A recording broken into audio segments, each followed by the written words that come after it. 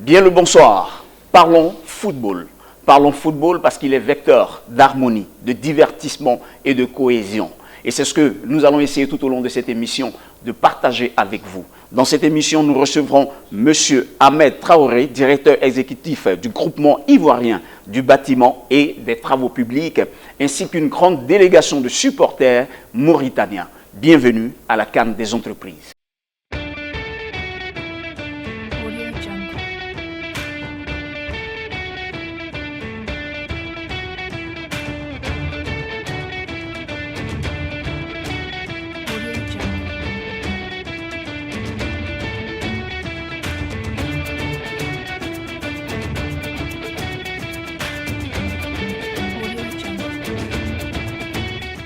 Si vous venez de nous prendre en cours de diffusion, vous faites bien. Nous partons pour l'invité de la CAN.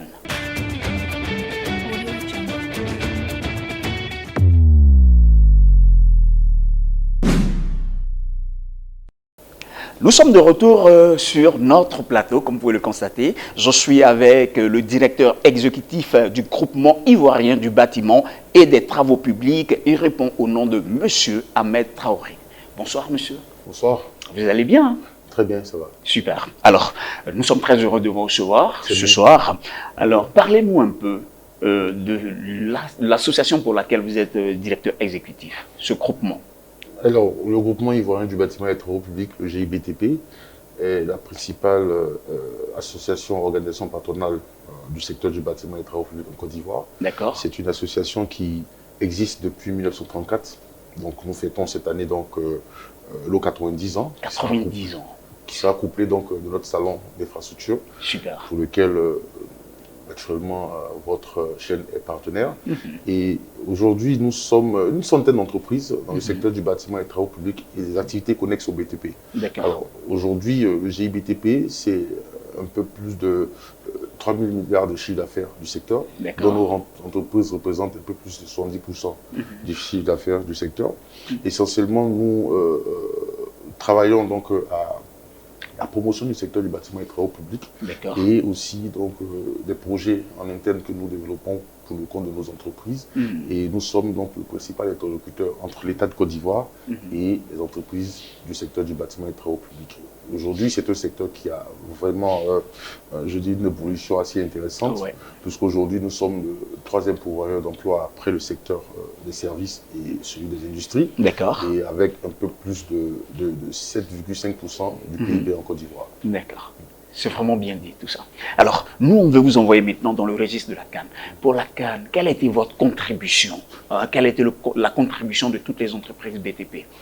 Alors aujourd'hui, si vous voyez les infrastructures dont nous sommes assez fiers aujourd'hui, c'est bel et bien les entreprises du secteur du bâtiment et des travaux publics qui étaient en partie la cheville ouvrière de ces infrastructures-là.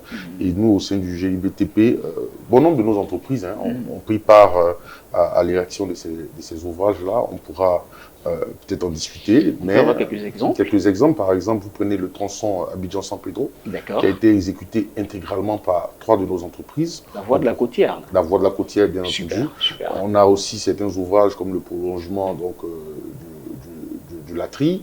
On a aussi le prolongement, donc l'axe Korogo-Kanaolo et bien d'autres ouvrages. Et aussi la rénovation donc, du stade des BMP, sur lesquels certaines de nos entreprises ont travaillé sur les lots techniques. Et à côté de cela, c'est vrai qu'il y a les infrastructures routières, mais il y a les infrastructures de base. C'est-à-dire l'adduction d'eau, donc les voies structurantes qui ont été reliées. Et tout cela, nos entreprises ont pris part activement à ces projets-là. Est-ce qu'on peut vous demander, est-ce que vous vous sentez satisfait de tout ce que vous avez pu réaliser ou que vos entreprises ont pu réaliser? Alors, je pense que je vais prendre peut-être le ressentiment général des populations qui aujourd'hui sont assez satisfaites de la qualité de ces infrastructures-là. Et aussi les pays invités aujourd'hui qui ont aussi manifesté le fait que les infrastructures qui sont mises à leur disposition sont assez de bonne qualité. Et à cela, il faut remercier donc l'État de Côte d'Ivoire, qui est notre principal donneur d'ordre, qui a mis énormément de moyens pour la réalisation de ces infrastructures-là. Et nous, aujourd'hui, c'est le signe de la vitalité de notre secteur. Et c'est le signe aussi que nos entreprises ivoiriennes sont à même de pouvoir concevoir ou travailler sur des infrastructures beaucoup plus complexes. Voilà un peu, c'est notre satisfaction aujourd'hui. Alors, quel regard portez-vous sur vos infrastructures, on va dire, en termes d'impact sur la CAN? Alors, en termes d'impact sur la CAN, il faut dire qu'en termes de mobilité, on a eu beaucoup d'impact positif. D'accord. Donc, on a aujourd'hui la possibilité de rallier aujourd'hui Abidjan-Yamoussoukro ou Abidjan-San Pedro en 4 heures, par exemple. Et sur certaines, je dis en termes de décongestionnement de la ville, les voies structurantes qui ont été mises à la disposition des populations ont vraiment accéléré cette mobilité-là au point où aujourd'hui on ressent de moins en moins ce congestionnement-là dans la circulation et dans la mobilité aussi. Ça a eu un impact assez considérable parce que dans les différentes villes où il y a eu ces infrastructures, parce que à l'intérieur, il y a eu des voies qui ont été rénovées en termes d'emploi. Il y a eu beaucoup d'opportunités d'emploi qui ont été offertes à ces jeunes qui travaillent qui ont eu à travailler sur ces chantiers-là. Et aujourd'hui, il faut toujours continuer sur cette dynamique-là, de façon à pouvoir offrir des infrastructures assez intéressantes aux populations. Et c'est dans cette démarche-là que nous nous inscrivons. D'accord. Mais dites-nous, à la suite de la CAN, quelles sont les dispositions que vous prenez pour l'entretien de toutes ces infrastructures que nous avons, ces stades d'entraînement, ces stades officiels et autres? Quelles sont les dispositions que vous avez prises dans ce sens? Alors déjà, je voudrais dire qu'on a une de nos entreprises qui est l'un des sponsors officiels de la CAN, une entreprise du secteur. Et à côté de cela, il faut dire que une infrastructure, c'est comme une maison. Tout à fait. Quand on a une maison, on a toujours un budget pour l'entretien de la maison.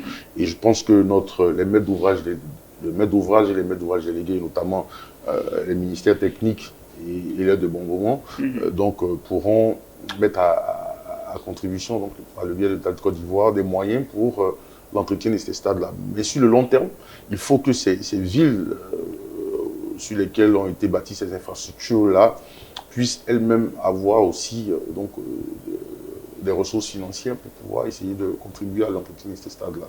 Mais c'est des discussions qui devront être poussées avec l'État de Côte d'Ivoire, parce que par ailleurs, dans d'autres pays beaucoup plus avancés, on a par exemple des branding ou des naming, où on associe des entreprises du secteur privé à l'image de ces stades-là, de façon à pouvoir avoir la collecte des ressources via le sponsoring, qui permettront donc de charger un peu l'État de Côte d'Ivoire dans l'entretien de ces infrastructures. Voilà, alors il y a une dernière question à laquelle j'allais vous emmener, mais là vous avez déjà répondu, on va dire plus ou moins, mais bon, quand même je vais vous la poser. Dans le domaine du sport, est-ce que vous intervenez très souvent dans le sponsoring, vous accompagnez au maximum le sport? Oui, effectivement, cela rentre dans la droite ligne des politiques RSE de nos entreprises. Comme je l'avais dit, comme sponsor officiel, on a un de nos membres. Et à côté de cela, on a des membres ou des entreprises du secteur du bâtiment et travaux publics, membres du GIBTP, qui sont propriétaires de clubs de football. Notamment la ville de Yamoussoukro et même San Pedro, la station balnéaire, dont le club phare est la propriété d'une entreprise du secteur du BTP. Et cet élan-là aussi perçu dans d'autres sports, notamment le basketball, où certaines de nos entreprises interviennent. Et donc, je veux dire que nous sommes à côté donc, de ces entreprises-là et de ces clubs de football ou ces clubs de basket pour essayer donc de faire du mécénat ou du sponsoring à notre humble niveau. Super. Allez, bien avant de vous dire au revoir, qu'est-ce qu'on peut retenir de votre passage sur notre plateau? Alors, ce qu'on veut dire, c'est que aujourd'hui, si nous sommes satisfaits de nos infrastructures, c'est bien parce que nos entreprises ont mis vraiment leur expertise à profit. Elles se sont engagées à accompagner l'État de Côte d'Ivoire à avoir des infrastructures de qualité pour avoir une belle CAN. Et nos entreprises restent toujours mobilisées. Donc, parce qu'après cette CAN, il faut que les infrastructures vivent. C'est clair. On restera donc toujours sous l'égide de la CGECI à discuter avec les ministères techniques ou les maîtres d'ouvrage délégués pour voir dans quelle mesure on pourra toujours échanger sur, si vous voulez, le service après-vente de ces infrastructures. C'est assez important parce que le sport est un facteur de cohésion, d'union. Et pour nous, dans le secteur du BTP, nous voulons aller beaucoup plus loin que construire seulement plus d'infrastructures. Nous voulons être proches de propositions pour la pérennité de ces infrastructures. Ok, super. Ça a été bien dit. Mais une toute dernière question. Votre pronostic pour la CAN, à titre personnel? Alors, je dirais, je veux bien pronostiquer sur la Côte d'Ivoire, mais le niveau de la CAN est très relevé, à l'image de nos infrastructures. Ouais. Et donc, je dirais que le meilleur gagnera. Le meilleur gagnera. Et je pense que la meilleure équipe sera la Côte d'Ivoire. La Côte d'Ivoire. Très belle conclusion en tout cas. Voilà. Merci bien. Allez, c'est fini cet entretien dans le cadre de l'invité de la CAN. Je recevais sur ce plateau le directeur exécutif du groupement ivoirien du bâtiment et des travaux publics, Monsieur Ahmed Traoré, directeur exécutif du groupement ivoirien du bâtiment et des travaux publics. Poursuivons.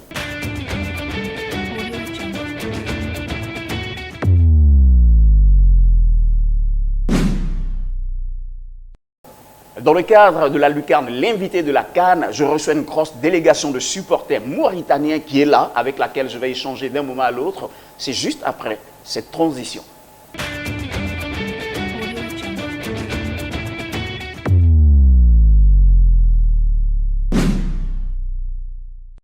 Nous sommes de retour. Comme vous pouvez le constater, je suis avec une grosse délégation de supporters mauritaniens qui est là. Est-ce qu'on peut vous entendre déjà? Yeah. Voilà, ce sont les Mourabitoun, hein, c'est comme ça qu'on les appelle. Ils sont là dans le cadre de la mobilisation, on va dire, pour les huitièmes de finale. La Mauritanie est qualifiée pour les huitièmes de finale et ça va se jouer ce lundi à partir de quelle heure déjà? 17h. Hein, voilà, ils maîtrisent l'heure et tout, ils sont là. Alors, j'ai deux personnes sur mon plateau, comme vous pouvez le constater, avec qui je vais m'entretenir. Le premier, c'est Mohamed Ibrahim. Bonsoir Mohamed. Ça va? Vous allez bien? La forme, oui. La forme, ça va? À l'ivoirienne. Pourquoi vous pas à l'ivoirienne? Hein? Oui. Super, super. Intégration. Intégration. Ouais. Super, super. On est vraiment content pour cela. Et le second, c'est un confrère, hein, il est journaliste, animateur, comme on le dit, un télé-radio sur la télévision mauritanienne. Lui, il répond au nom de Ali Mohamed. Bonjour. Bonsoir Ali. Bonsoir. Voilà. Ouais. Tu vas bien, hein? Super, ça va, alhamdoulilah. Alhamdoulilah. C'est comme ça qu'on dit. Absolument. Super. Alors, Mohamed, c'est Mohamed, mais l'autre, c'est Mohamed Ibrahim. Alors, Mohamed Ibrahim, vous qui êtes résident, j'aimerais que vous nous parliez un peu de la communauté mauritanienne en Côte d'Ivoire. Toujours dans ce même jugement qui date des années 70. Alors que nous sommes les Africains qui consomment le plus l'Internet. Il suffit de cliquer sur Google pour trouver les compositions de la Mauritanie. Les gens ont cru que la Mauritanie, ce n'est que juste des teints clairs comme moi qui sont dans les boutiques. Mais grâce à la CAN, vous avez toute la Mauritanie qui est là. Les Peuls, les Wolofs, les Soninké et les Maures. Ah bon? Non, on n'avait pas besoin d'attendre la CAN.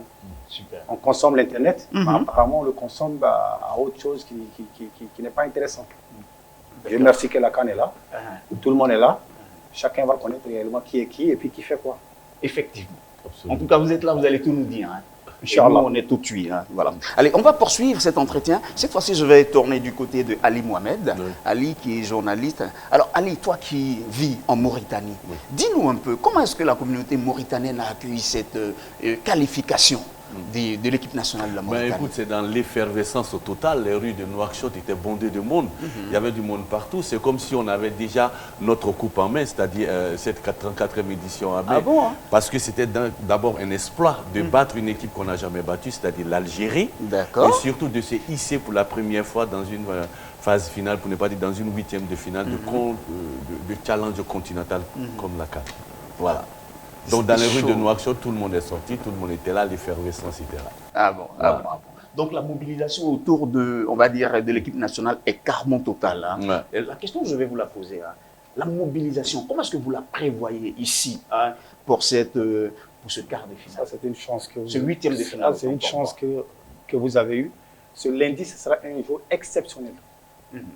Ceux qui vivent cette coupe-là, qui vont voir ce lundi-là, ils vont se rappeler de ça dans 30 ans, 40 ans. 30 ans, 40 ans. La Mauritanie joue ce lundi à 17h. D'accord. Les éléphants jouent à 20h. 20h, juste après la Mauritanie. les élèves ne vont pas à l'école le jour des matchs des éléphants, toutes les boutiques vont fermer. Ah bon, hein? Donc, s'il vous plaît, venez faire vos achats. Venez faire vos achats parce qu'à 20h, nous, on ferme nos boutiques. Les enfants qui ne sont pas allés à l'école, papa, je veux du yaourt, je veux de sucreries, je veux ceci. Il n'aura pas ces bonbons et puis ces yaourts. Ah bon, hein? Donc, ça va être un jour exceptionnel. Et c'est la première fois que ça arrive dans l'histoire. Voilà, alors on va vous donner l'occasion de nous faire vivre déjà ce jour exceptionnel à l'avance parce qu'on veut savoir comment est-ce que l'ambiance sera. Vous avez l'occasion de nous faire une petite ambiance maintenant. Est-ce que vous pouvez chanter ou bien faire... Mauritania,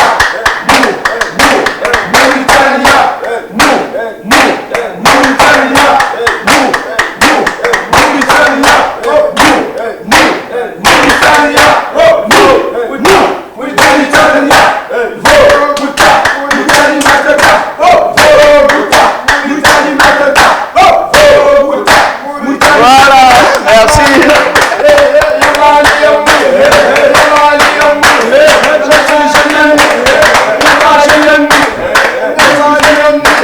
Voilà, merci bien. On peut encore saluer ça.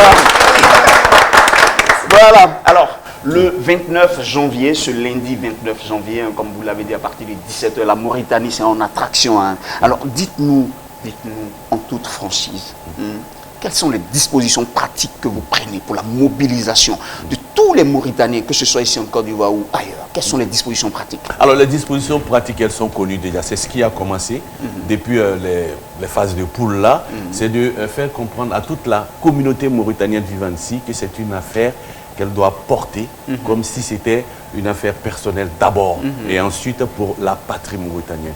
Et il a dit, c'est toutes les boutiques qui sont fermées pour que tout Mauritanien digne de ce nom puisse être là pour défendre les couleurs de la Mauritanie. Ça, c'est le premier point. Le deuxième point, ce sont les médias que nous allons voir, effectivement, pour appeler effectivement les uns et les autres à venir effectivement accompagner les Mourabitoun dans ces phases de poule qu'on a bien réussi à en sortir et aller au 8e de finale.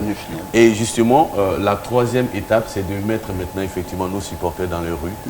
Dans les rues de Nouakchott, plutôt pas de Nouakchott, on est à Abidjan. Dans les rues d'Abidjan, pour appeler tous les Ivoiriens, non seulement à venir supporter les Mourabitoun, mais surtout à venir connaître la Mauritanie dans son entièreté. Et là, je vais ajouter quelque chose à ce que Brahim a dit. C'est vrai, officiellement, en Mauritanie, il y a 4 ethnies reconnues, mais nous savons qu'il y a également des Bambara qui, officiellement, mais les Bambara existent et font partie, effectivement, donc des ça ethnies fait 5 de la maintenant. Ça fait 5, mais officiellement, c'est 4 qui sont pour le moment reconnus. Sinon, les Bambara existent et ils existeront toujours en Mauritanie. Voilà. Alors, avec vous, M. Mohamed, on va vous donner l'occasion de lancer un appel vraiment solennel à tous les Mauritaniens. Est-ce qu'il y a cet appel-là que vous pouvez envoyer?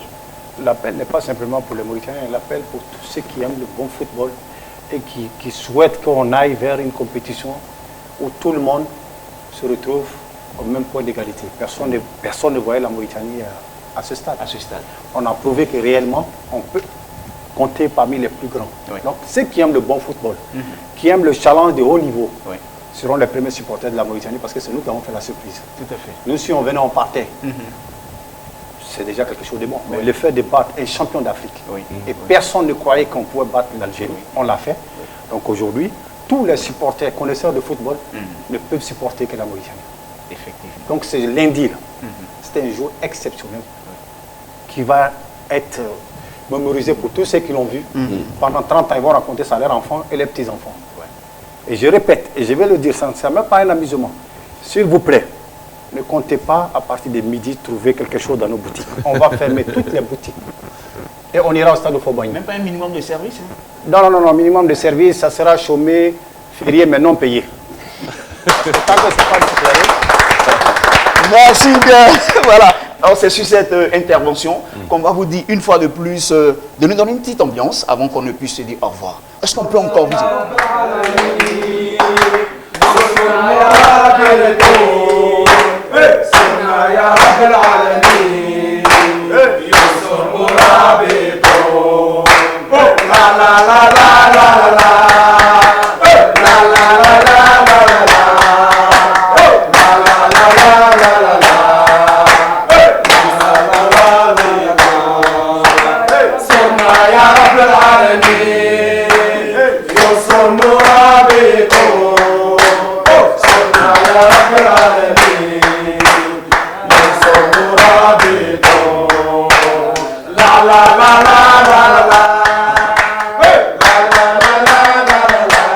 Voilà, j'ai eu beaucoup de plaisir à vous présenter ce numéro de la carte des entreprises. C'est fini, hein, voilà, vous avez vu les Mauritaniens, ils sont tout chauds. Il faut vous préparer à les soutenir aussi. Je vais dédier cette émission à Monsieur Tano Aka Boni, fidèle téléspectateur et surtout, il aime cette émission, ce monsieur. C'est fini, au revoir, à demain.